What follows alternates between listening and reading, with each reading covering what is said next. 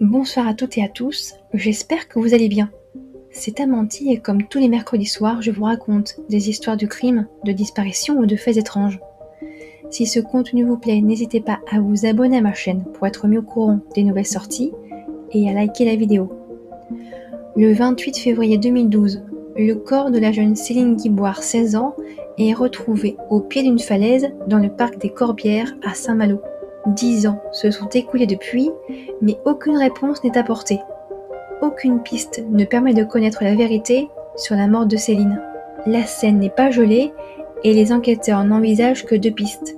Celle d'une séquestration de l'adolescente, puis d'un crime, et la théorie que Céline aurait voulu mettre fin à ses jours.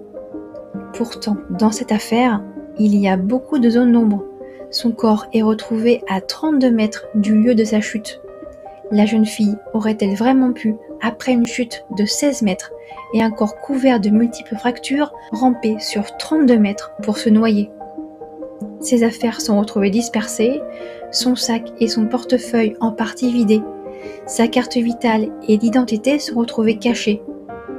Qui a mené Céline à Saint-Malo le lundi 27 février 2012 en début d'après-midi? Qui lui a donné un repas de lentilles mêlé de spafon? Qui a dispersé toutes ses affaires? Qui a tué Céline Guiboire? Entre suicide et meurtre, voici l'histoire de Céline Guiboire.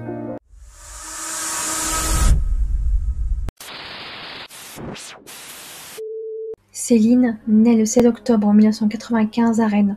C'est une adolescente de 16 ans. Elle vit dans une grande ferme avec ses parents, ses 3 sœurs et son frère à Piré-sur-Seiche. Elle est scolarisée en première STG au lycée Jeanne d'Arc de Rennes, à environ 20 minutes de chez elle. Céline ne se fait pas vraiment remarquer, c'est une élève dans la moyenne, elle n'a ni de très bonnes notes, ni de trop mauvaises. Elle ne fait pas de vagues non plus, à l'école comme à la maison. Elle n'est pas en conflit avec ses proches, mais c'est une adolescente comme toutes les autres, donc il lui arrive de se disputer un petit peu avec ses parents, mais les disputes ne durent jamais très longtemps. Sa disparition. Nous sommes le jour de la rentrée, en ce lundi 27 février 2012, Céline reprend la route du lycée après les vacances scolaires. Vacances qu'elle a en partie passées avec ses camarades de classe, car ils ont effectué un voyage scolaire en Roumanie. La matinée se passe normalement, mais à 14h30, Céline n'est pas à son premier cours de l'après-midi. Le lycée va contacter sa famille à 17h et les préviennent que Céline n'est pas venue au cours de l'après-midi. Ses proches vont tenter de la joindre sur son portable, mais en vain, ils tombent tout le temps sur sa boîte vocale. Ils vont patienter durant 2 heures, durant 2 longues heures, en espérant que Céline passe le pas de la porte. Et vers 19h, l'aîné va signaler sa disparition au commissariat. Mais les policiers pensent à une fugue et tentent de rassurer la famille qui est très inquiète. La découverte de son corps.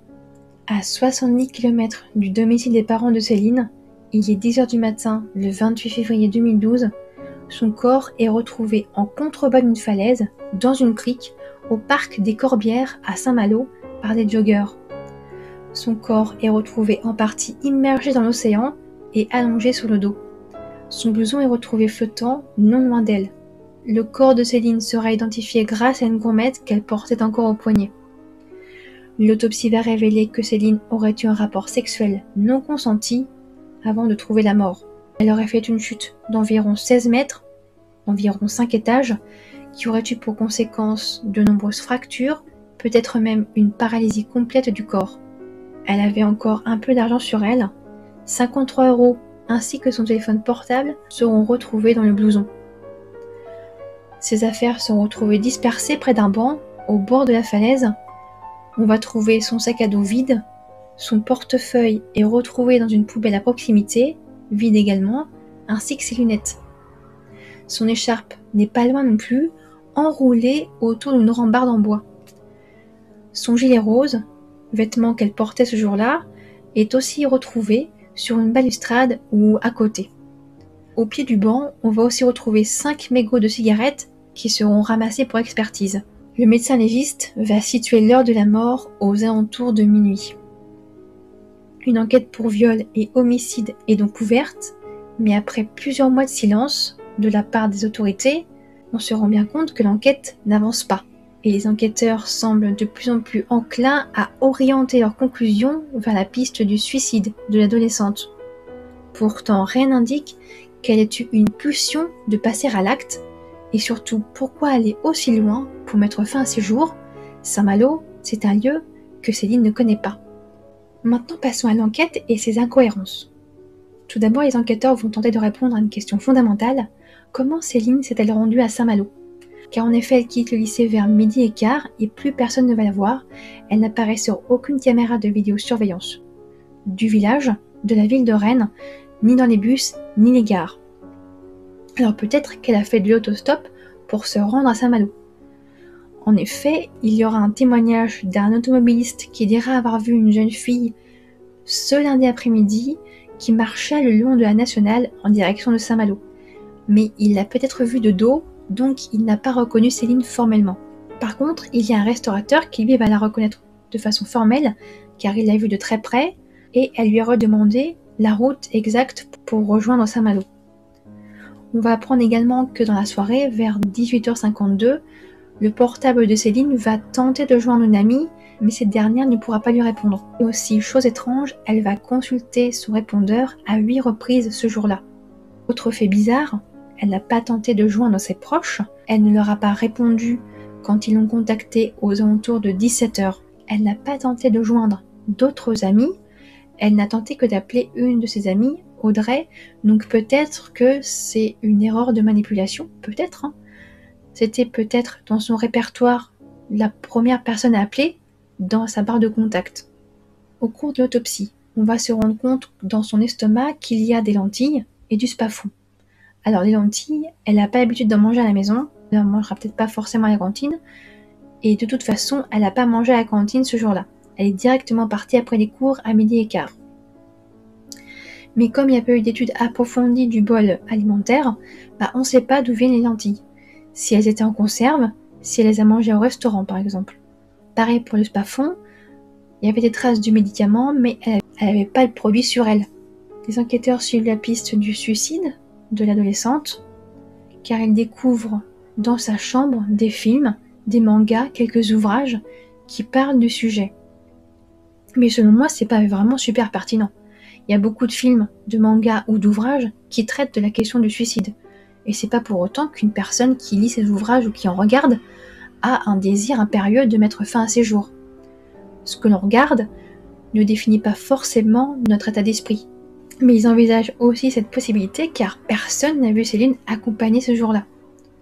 À savoir qu'à 15h45, son téléphone borne à Saint-Dominique, là où le restaurateur va la voir, là où elle va demander son chemin. Et le restaurateur est formel, Céline était seule et elle avait l'air assez heureuse, juste un peu perdue. Et ensuite, à 17h48, on est sûr et certain, elle est à Saint-Malo. Donc quand ses parents l'appellent pour tenter de la joindre sur son portable et qu'il tombe sur la messagerie, elle est soit sur la route pour aller à Saint-Malo, soit elle y est déjà mais son téléphone est éteint. Sur les lieux, au bord de la falaise donc, au niveau du banc, on va découvrir toutes ses affaires. Dans une poubelle, son portefeuille vide avec ses lunettes, pourquoi est-ce qu'elle les aurait jetées ici ? Et un peu plus loin, sa carte d'identité ainsi que sa carte vitale seront retrouvées à environ 300 mètres du bord de la falaise, très bien cachées entre deux pierres bien calées, et ça on va s'en rendre compte 1 mois après le crime. On va aussi retrouver ses ballerines à 3,5 km de la falaise, mais je ne sais pas si on les a retrouvées en mer ou dans le parc. Mais la police s'obstine. Pour eux, Céline, 16 ans, était mal dans sa peau, elle s'était disputée avec une ou plusieurs de ses amies, il s'était passé quelque chose pendant leur voyage scolaire en Roumanie, et Céline a sauté du haut de la falaise à Saint-Malo. Mais la famille, elle, n'y croit pas du tout. Ils vont demander à un expert privé, Thierry Liézot, un ancien capitaine de gendarmerie à la retraite, qui a ouvert sa propre boîte d'expertise. Lui va relire le dossier, les rapports d'autopsie et les expertises médico-légales. En gros, tout ce qui fut effectué depuis la découverte de son corps. Et il va souligner de nombreuses incohérences. En premier lieu, selon les conclusions des experts, Céline serait morte noyée après une chute vertigineuse du haut de la falaise. Et qu'elle aurait rampé 32 mètres avant de se noyer. Pourtant, il ne lui restait que l'usage de son avant-bras droit ou de son poignet. selon les sources. Mais les enquêteurs persistent. Ils pensent qu'elle a pu bouger dans un réflexe de survie. Ses bras sont retrouvés de façon étrange au-dessus de sa tête. Donc on pourrait imaginer que une ou plusieurs personnes ont tiré son corps par les poignets. Et ça, c'est ce que pense l'enquêteur privé. Qu'une ou plusieurs personnes auraient déplacé son corps après qu'elle ait chuté de la falaise.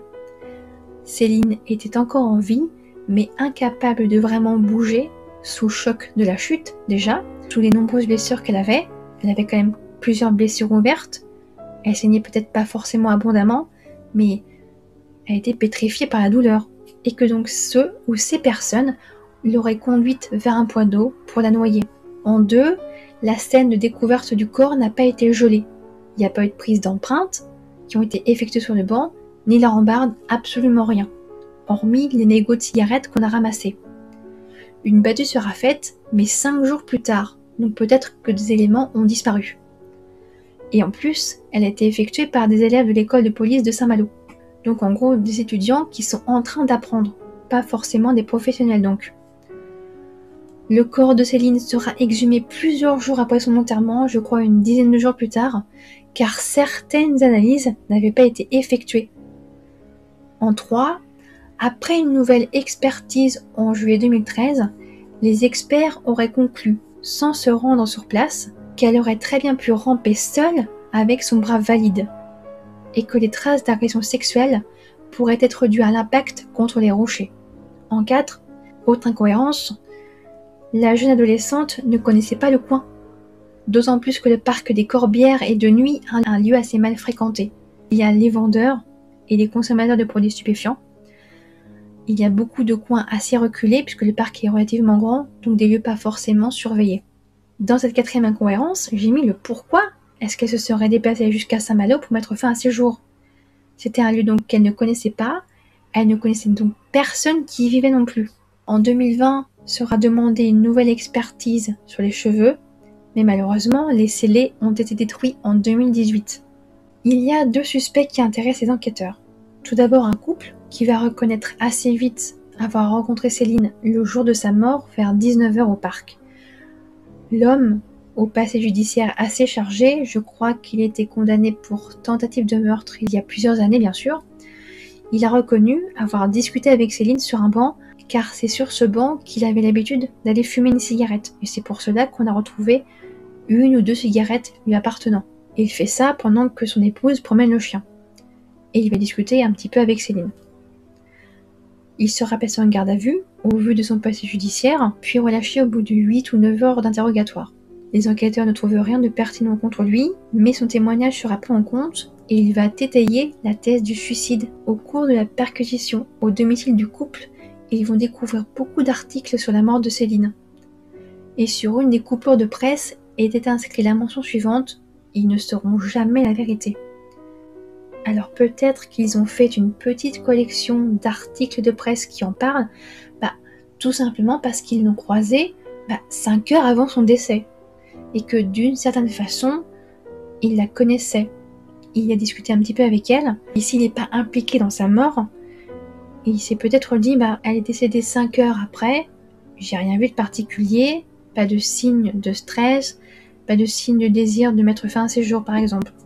Ça ne peut donc ne vouloir rien dire, mais c'est vrai que la mention « ils ne sauront jamais la vérité » est assez particulière.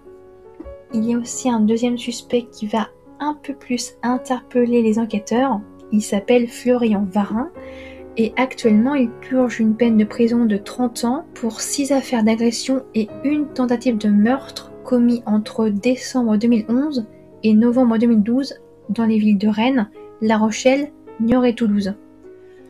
L'homme est arrêté en novembre 2012, il va comparaître à son premier procès en 2015. L'avocat de la famille Guiboire va lui demander s'il connaît Céline. Il dira bien sûr, il connaît l'affaire puisque tout le monde en parle, mais que il n'est pas impliqué dans son décès. La piste est malgré tout creusée par les enquêteurs, mais malheureusement Florian Varin aurait un alibi pour ce jour-là. Pourtant, un témoin dira avoir vu un homme à la recherche de son portefeuille dans le secteur du parc ou même dans le parc, le jour de la mort de Céline, attestant même qu'il s'agissait de Florian. Petite information sur Florian Varin, après 9 ans de détention, il a fait une demande de libération conditionnelle en mars 2021 qui lui a été refusée. Un troisième procès a eu lieu en octobre 2021 pour vice de procédure du procès qu'il a fait en appel en 2018, qui l'a condamné à la réclusion criminelle à perpétuité. Et en octobre 2021, après ce énième procès, le verdict tombe et il est condamné à 28 ans de prison, assorti d'une peine de sûreté de 18 ans, ainsi que d'un suivi socio-judiciaire de 10 ans. Si vous êtes arrivé jusqu'ici, je vous en remercie. Vous avez donc derrière vous l'ensemble du dossier, en tout cas l'ensemble des informations que police et gendarmerie ont accordées en grand public. Et je vous remercie donc d'avoir écouté ceci jusqu'au bout. Maintenant, on arrive à la partie conclusion et avis personnel. Ce qui me perturbe le plus dans l'histoire, c'est le scénario, soit du crime, ou du suicide, ou même de l'accident. Parce que selon les experts, si elle s'est vraiment donné la mort, après cette chute de 16 mètres, donc de 5 étages, en atterrissant sur des rochers, simplement vêtue d'un petit haut, son pull on l'a retrouvé un peu plus loin, son pull on l'a retrouvé dans le parc, donc elle l'avait pas sur elle, et son manteau a été retrouvé flottant pas très loin du corps, donc elle l'avait pas sur elle non plus. Donc elle tenait peut-être son manteau dans les mains quand elle est tombée, elle a très bien pu glisser, on a très bien pu la pousser. Elle aurait tenté de se retenir avec son manteau. Donc elle atterrit bon gré mal gré sur les rochers, elle est toujours en vie, mais pour moi le bord de l'eau, c'est pas un lieu qu'on éclaire. Il n'y a pas d'éclairage public au bord de l'eau. Après sa chute, elle a réussi à reprendre conscience, parce que la chute a forcément, de mon avis, provoqué quelques instants d'inconscience, quelques instants où elle est restée un petit peu dans les vapes, même plusieurs minutes peut-être. Et qu'après, si on suit cette théorie du suicide, qu'elle aurait voulu se sortir de là pour chercher de l'aide sur 32 mètres, tout en restant sur le dos, qu'elle se soit peut-être évanouie en cours de route, et que pas de bol, c'était une mardeau qui avait là, et qu'elle s'est noyée. Après, si on part dans la théorie criminelle, ou de l'accident, la personne la pousse, ou la voit tomber, la voit disparaître dans le noir, parce que comme je dis, pour moi, le bord de l'eau, ce n'est pas éclairé, sauf s'il y avait la lune pour éclairer la scène. La personne, donc soit auteur ou simple témoin, la voit tomber, regarde, la voit peut-être qu'elle bouge, qu'il tente de bouger parce qu'elle a toujours son bras de valide, donc il voit qu'elle bouge son bras, il va descendre, rejoindre la scène, et soit prend la décision de la noyer parce que il veut pas être identifié, là où les personnes ne veulent pas être identifiées, ça peut être un homme ou une femme d'ailleurs, comme auteur du crime, ou alors la personne tente de la sauver, prend son manteau qu'elle avait laissé sur le banc, si elle tombe de façon accidentelle ou par suicide, pour la tenir au chaud, donc, la tire par les épaules, elle n'y arrive pas, elle la tire par les bras, c'est un peu plus douloureux pour elle, pour la petite Céline, si elle est consciente, bien sûr, parce que là, par contre, je sais pas, j'ai pas de détails sur le fait qu'elle ait été consciente ou non après sa chute.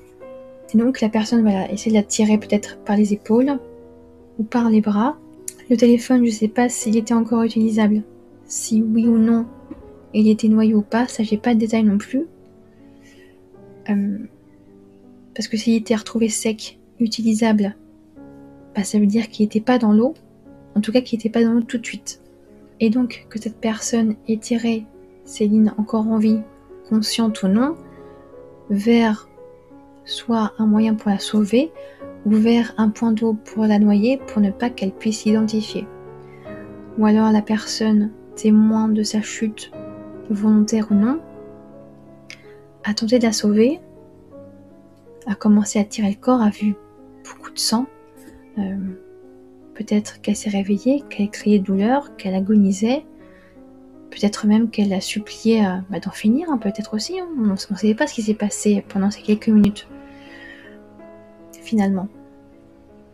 En fait, on sait pas, on sait l'heure à laquelle Céline est morte, en tout cas dans les documents que j'ai trouvés, mais on ne sait pas à quelle heure elle est tombée. C'est-à-dire qu'elle a très bien pu tomber à 23h30, comme à 23h, comme à 22h, comme à 21h, comme à 20h, comme à 19h30. Et qu'une tierce personne l'a retrouvée, qu'elle tentait de la sauver, et voyant qu'elle n'y arrivait pas en fait, a voulu abréger ses souffrances, parce qu'elle n'a pas voulu la laisser toute seule, là, toute seule agonisante au bord de l'eau, et s'est dit que le meilleur moyen d'en finir, c'était de la noyer dans le premier point d'eau en fait, qu'elle trouvait. Ça fait partie de mes scénarios personnels, c'est vraiment juste un avis pur là, pur et dur personnel. La personne n'a peut-être pas pu appeler les secours, parce que le manteau allait peut-être tomber avec, donc le téléphone était cassé, ou la personne était peut-être un petit peu sous emprise de quelque chose, et elle a peu de réflexe en fait. Bon, c'est pur criminel. La personne l'a poussé. Céline a tenté de se sauver en prenant son manteau qui était sur la rambarde, en glissant, en chutant. Ça n'a rien amorti du tout. Et la personne est descendue pour la faire taire. En tout cas, voilà, c'est le panel de mes hypothèses personnelles. Maintenant, en ce qui concerne les traces d'agression sexuelle qui se sont mues en blessures induites par la chute, 5 experts ont étayé l'hypothèse de l'agression sexuelle, et il y en a un en 2013 qui a dit non, c'est le résultat de la chute. Et j'ai trouvé aussi que l'enquête a été énormément orientée, ou très vite orientée, sur la piste du suicide de Céline.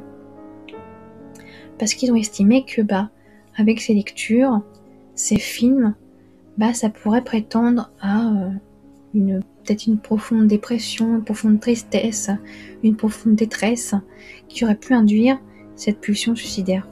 Les enquêteurs ont posé des questions très très étranges à sa jumelle. Par exemple, si elle écoutait de la musique seule le soir. Alors personnellement, moi je le fais et ça veut absolument rien dire pour moi. J'ai pas vu le lien entre le fait d'écouter la musique seule et des pulsions suicidaires. Ils ont posé une question super bizarre aussi, c'est si elle pratiquait de la magie noire. Alors j'ai pas vu le lien non plus. Je vois pas le lien entre la musique, ni la magie noire, et le désir de mettre fin à ses jours.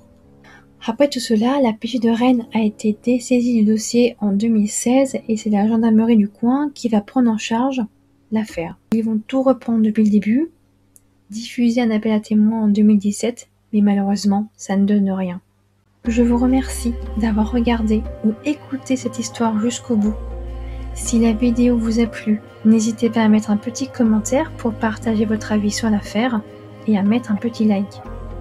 Je remercie chacun d'entre vous d'être présent, d'être à l'écoute de ces affaires, qu'elles soient résolues ou non, anciennes ou récentes, pour que jamais elles ne soient oubliées.